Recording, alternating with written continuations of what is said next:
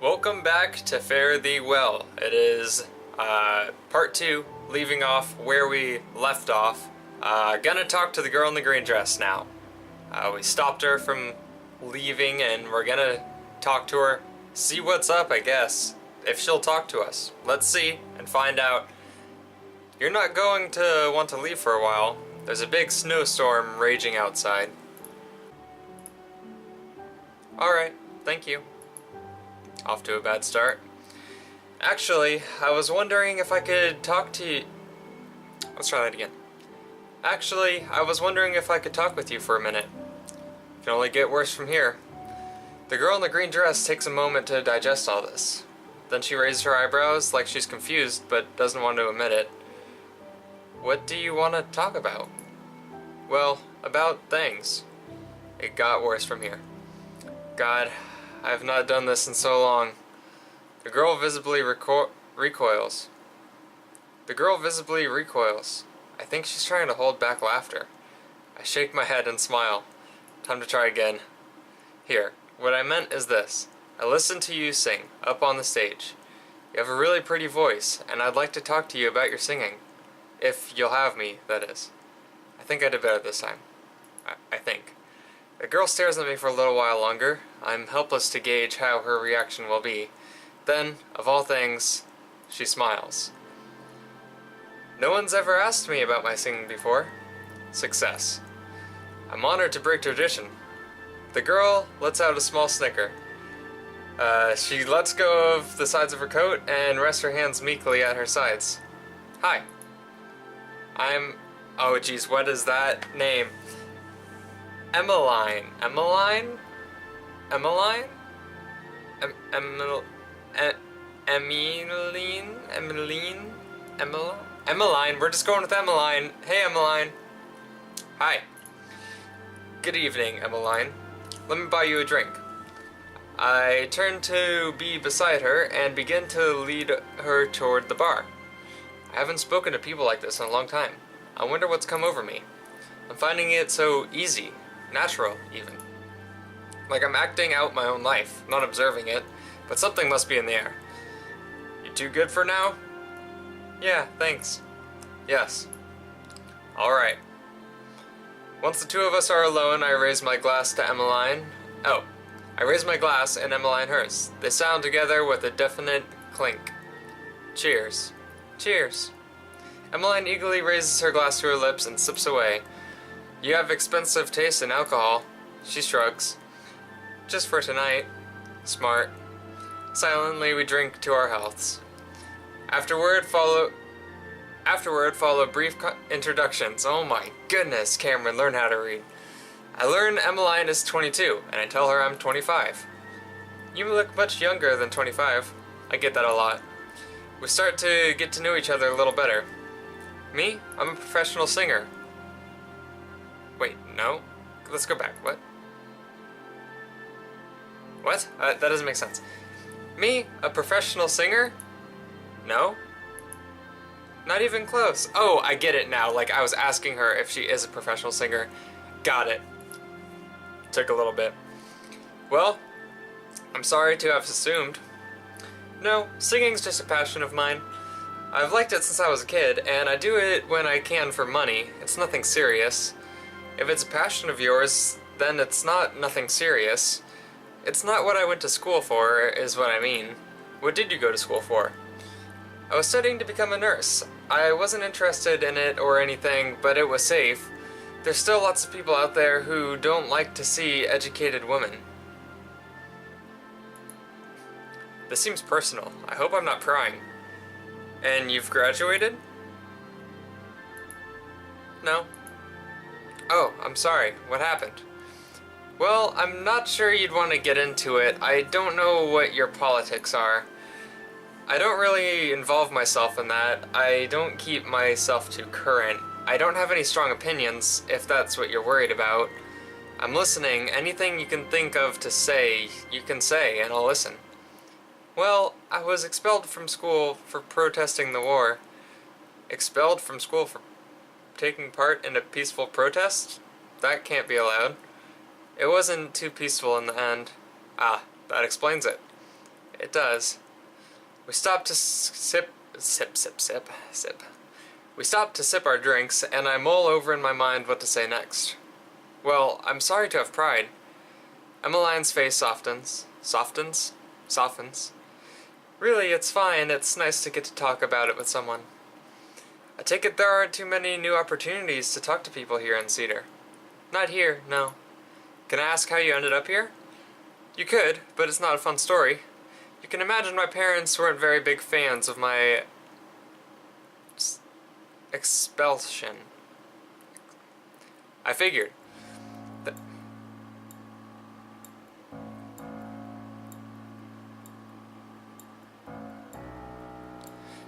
They were livid, engorged with rage.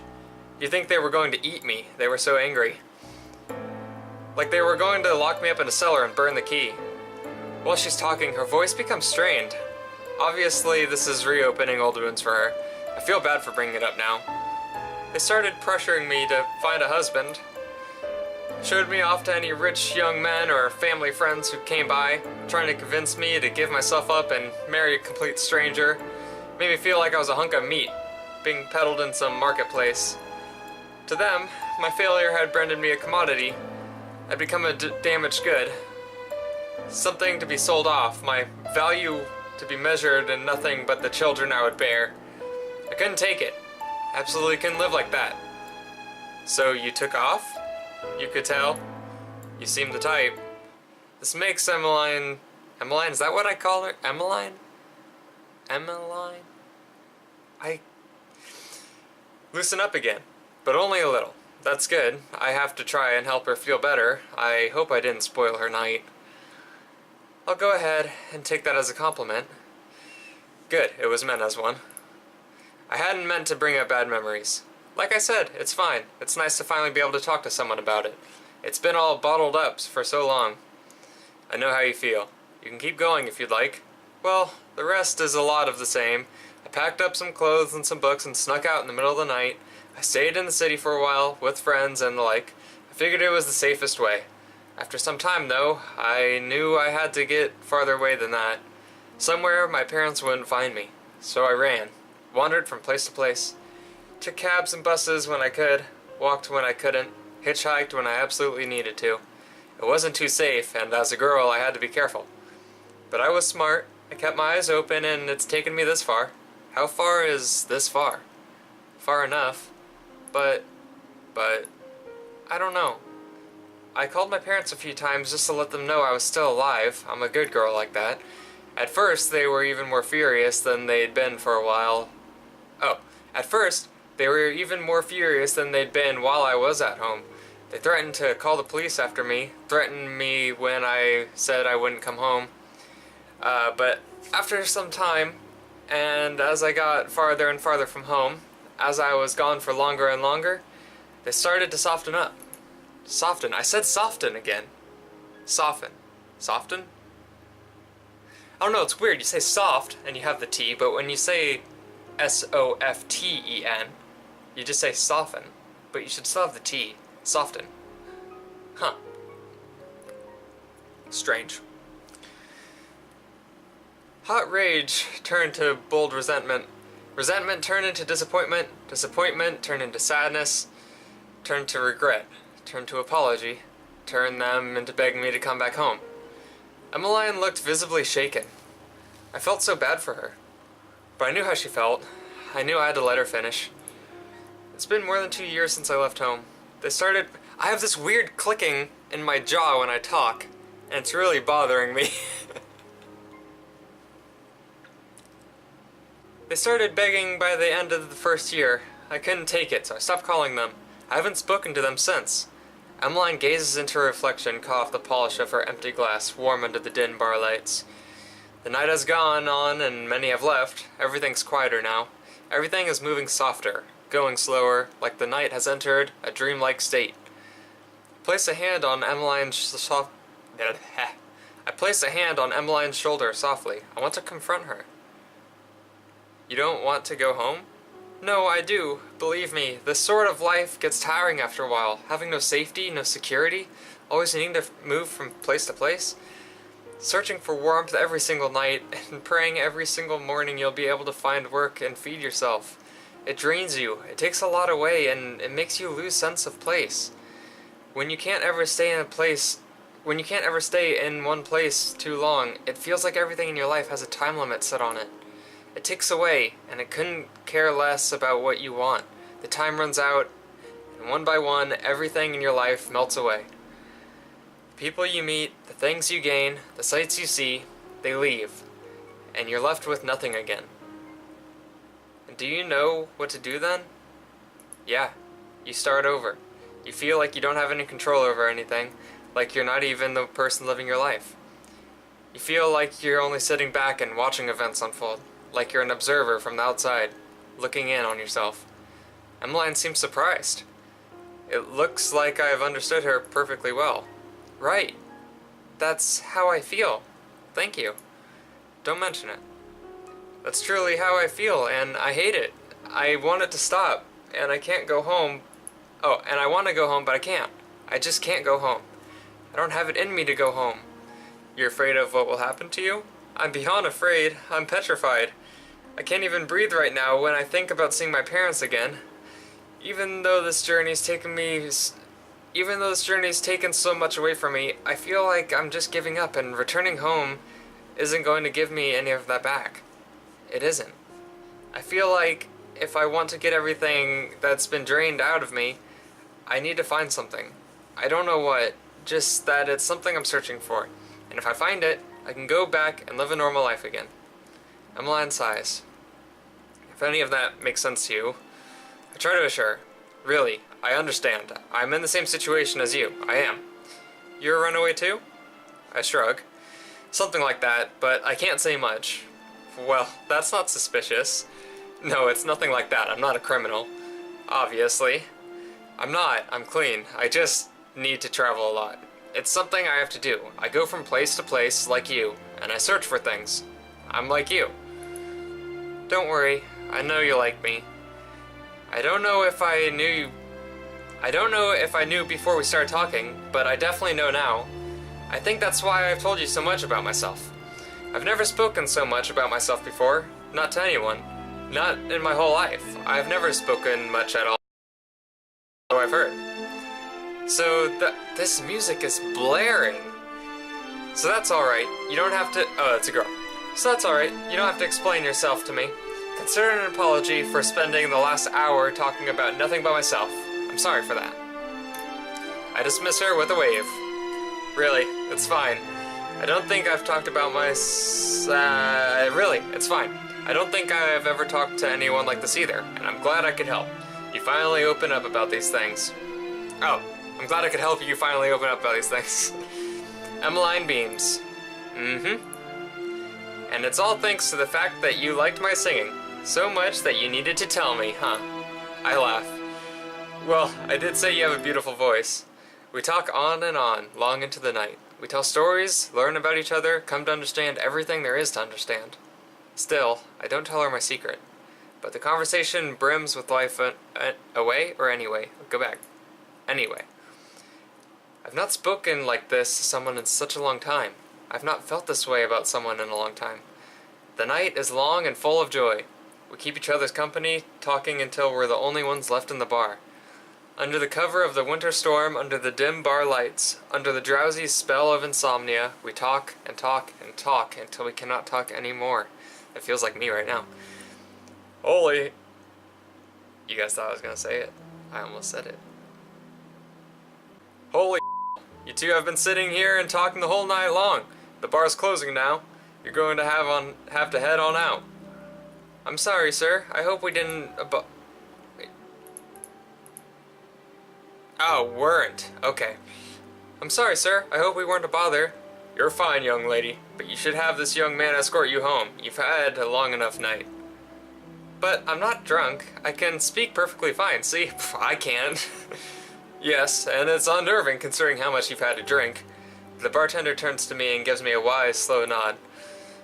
I'll get her home safe. The snow has finally stopped, leaving behind a sleepy town draped in white. The snow is thick, cold, and soft like the stuff of dreams. It feels like the ground itself is sleeping, drifting in time and space and frozen in winter silence. Dormant like a slumbering beast, waiting to awaken in the snowmelt. It is... I am reading so poorly, I am so sorry. Dormant like a slumbering beast, waiting to awaken in the snowmelt, its heart stilled by the sleething cold. Like Emmeline and I are the only two walking people on the face of the entire earth. Emmeline grins at me smugly. Learn how to read! In shining armor. Are you going to escort me home and protect me from all the evil monsters? I refuse to play into her game. Yes, I swear to always safeguard you from the evils that plague the town of Cedar, Maine. Sub-zero temperatures and poorly paved roads. They really are so poorly paved. Yes, I've noticed. Your motel is across the bridge, right? My castle is, yes. Right, let's go on ahead. This is cute, that's cute. And so, we were off. Together we strolled into the cold, huddling close for each other for warmth. Thankfully, the walk wasn't too long. We talked all the way to Emmeline's castle, despite having done nothing but for hours already at the bar. I know how that was supposed to be read. It's just, I'm so bad. By the way, Emmeline. Yeah? What is it? I was wondering if you knew what the meaning of that song you sang tonight was. The first one, that is. What? Loch Lomond? Yeah, that's the one. It's Scottish. That's all I know. My mother taught it to me, just like her mother taught it to her. She taught me a lot of the folk music I know, really. I was never a big fan of the heritage as she was. But to answer your question, no, I guess I don't know what it's about. I just sing the words. A folk singer who doesn't know what her songs are about? I like the songs, I love how they sound, I just don't know the traditional meanings behind each and every one of them. I suppose that's fair. But Loch Lomond, right? Isn't that about two people traveling down different roads? At surface value, yes, it all comes back to Scottish tradition. It is believed that when a Scot dies while abroad, their soul will walk the earth and return to the mother country. So that was good timing with the whoosh. So that the deceased may rest in their homeland. The road that these wandering spirits use to return to Scotland is called the Low Road, as mentioned in the song. The regular corporeal? I don't know. The regular corporeal roads that living people like you and I use are the high roads. The high road belongs to the living, the low road to the dead. That belief is what the song centers around. That's a bit depressing, don't you think? Quite the contrary. Think about what the lyrics are saying. You sing from the perspective of a Scot who has died while traveling in a foreign land. You laminate that lament? That's not laminate. You lament that, although the passage of time has taken your friends and your lover away from you, you'll finally be able to end your journey and return to your home, where you can finally rest in peace. I don't know, that's still very depressing to me. I don't think so. I think it's bittersweet. The journey of the singer has come to an end, but now that it's over, they can return to where they belong. I don't know. Personally, I love the song.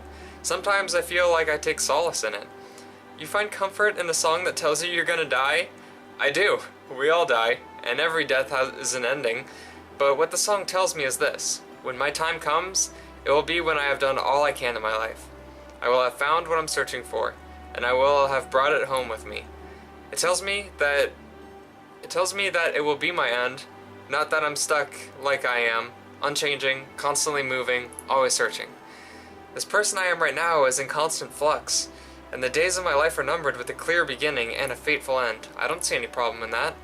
In fact, considering neither of us have slept all night, some rest sounds like exactly what we need right now. Emmeline goes quiet, and she takes in everything I say. Yeah, I suppose you're right. This is deep. We could both use some rest. You know, maybe not. Just before we reach the motel, Emmeline stops me in my tracks.